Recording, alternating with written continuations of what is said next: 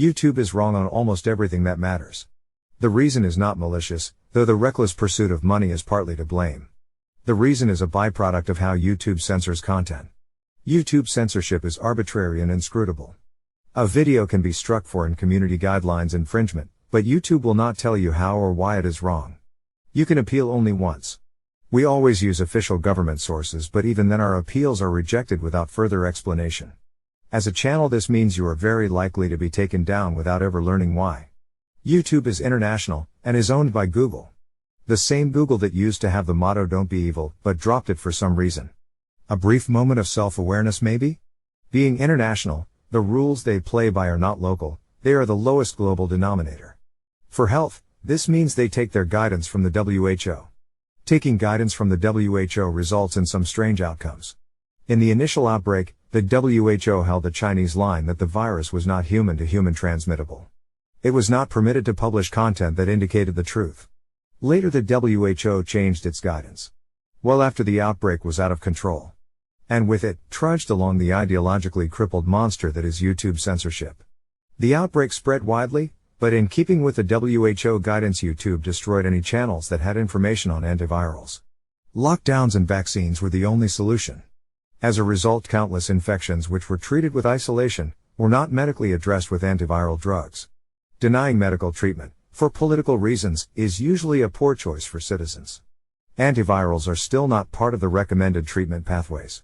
YouTube was following the WHO guidance. The WHO track record on COVID is appalling.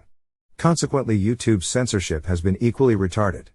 Human-to-human transmission, antiviral information, death rates and comparisons to other illnesses, masking and social measures, vaccines and social restrictions. All of these topics are either recently censored by YouTube or are currently censored by YouTube. This has some very perverse outcomes. Under current rules, no one can publish content that would indicate that vaccines might be dangerous. That would not be passed by the censor. Because it is not a WHO-supported position. You can report the following are claims being made, however you cannot report if you think they are right.